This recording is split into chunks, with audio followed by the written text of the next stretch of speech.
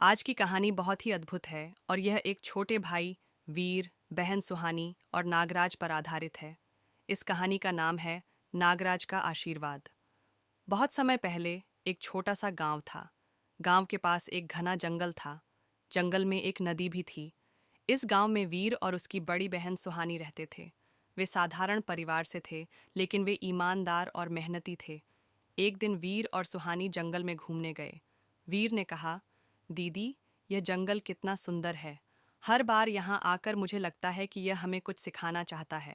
सुहानी बोली, हाँ वीर, लेकिन हमें जल्द ही घर लौटना चाहिए। माँ इंतजार कर रही होंगी। घूमते हुए वीर की नज़र एक गहरी गुफा पर पड़ी। वीर ने सुहानी से कहा, दीदी, देखो, वह गुफा कितनी रहस्यमय लग रही है। क्या हम अंदर चलें? सुहानी बोली, नहीं वीर, गुफाएं खतरनाक हो सकती हैं। हमें अपना काम खत्म करके घर लौटना चाहिए। लेकिन वीर की जिज्ञासा बढ़ गई।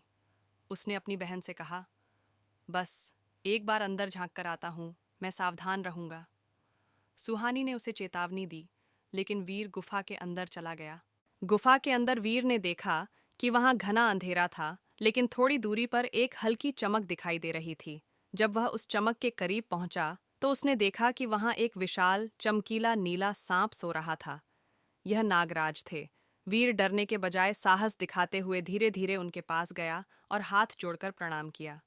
वीर ने कहा, हे नागराज, मैं यहाँ गलती से आ गया हूँ। कृपया मुझे माफ करें। मैं आपकी शरण में हूँ। नागराज ने धीरे धीरे अपनी आंखें खोलीं। उनकी चमकती हुई आंखें वीर की ओर देख रही थीं। नागराज ने कहा, बालक, तुम कौन हो और इस गुफा में क्यों आए हो? वीर ने सिर झुकाकर उत्तर दिया, मैं वीर हूँ। हम जंगल से गुजर रहे थे और मैंने आपकी गुफा देखी। उत्सुकता में मैं यहाँ गलती से आ गया। नागराज वीर की ईमानदारी और साहस से प्रभावित हुए। नागराज ने कहा, तुम्हारी बातों से मुझे तुम्हारे सच्चे मन का पता चला। तुम मुझसे डरने के बजाय विनम्रता से पेश आए। बताओ, मैं तुम्हारे लिए क्या कर सकता हूँ? वीर ने उत्तर दिया, हे नागराज, मैं आपके आशीर्वाद की प्रार्थना करता हूँ ताकि मैं अपने परिवार और गांव की मदद कर सकूं। नागराज गए और एक जादुई नाग देवता की बोलने वाली मूर्ति लेकर आए।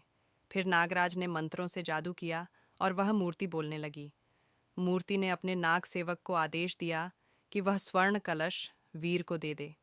इस स्वर्ण कलश में यह विशेषता थी कि यह कभी स्वर्ण मुद्राओं से खाली नहीं होता, लेकिन इसमें जादुई स्वर्ण मुद्राएं डालनी पड़ती थीं। नागराज ने अपनी फन से चमकती हुई स्वर्ण मुद्राएं निकालीं और वीर ने यह सोने की मुद्राएं अपने कलश में भर लीं। नागराज बोले, यह कलश तुम्हें धन देगा, लेकिन याद रखना, इसका उपयोग केवल अच्छे कार्यों के लिए करना।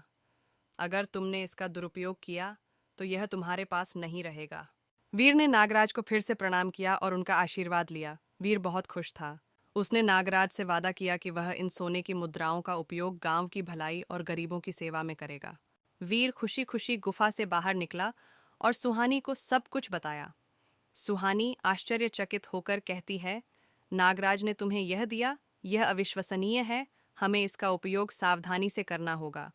दोनों भाई बहन कलश लेकर घर लौटे। उन्होंने यह बात अपने माता पिता को बताई। उनके माता पिता यह देखकर हैरान और खुश हो गए। वीर और सुहानी ने इस धन का उपयोग केवल अपनी ज़रूरतें पूरी करने के लिए नहीं किया, बल्कि उन्होंने गांव के सभी लोगों की मदद की।